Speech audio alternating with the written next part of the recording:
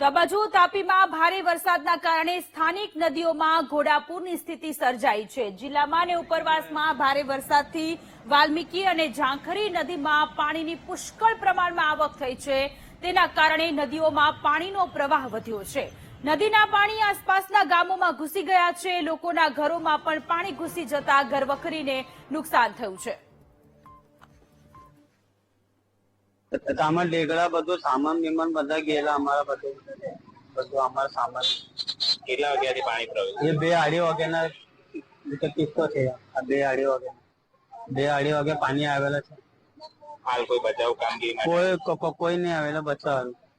તમે કઈ રીતે બચી બતા અમે તા ઉપર ચડી ગયા। રાતના ખબર પડી પાણી આવી ગયા, અમે આવી ગયેલા। આખો ઘરમાંનો સામાન ગયો બધો, વળવાનો તે બધા પહેરવાનો કપડા બધા ગયેલા છે। કાંઈ નહીં કાંઈ કાઢે અમે લોકો દેવાલ નીકળીને નાહી ગયા, અમે બહાર નીકળી ગયા। બધો અમારો વાહન પાણી બધો ઘરમાં રહી ગયેલો છે। અનાજ પાણી બધો ઘરમાં રહી ગયો। કોઈ આવ્યું હતું હાલ? કોઈ નહીં આવ્યો, અમને કોઈ બોલ્યો નહીં તો અમે જલ્દી દેવાલ નીકળી બહાર ઉભા રહી ગયેલા છે। બધો વાહન રહી ગયેલો અમારો ઘરમાં, બાસણ કુસન બધો કાયમ ની કાઢેલા છે। અમે કપડાથી નીકળેલા છે। કાંઈ બોલે હમણાં?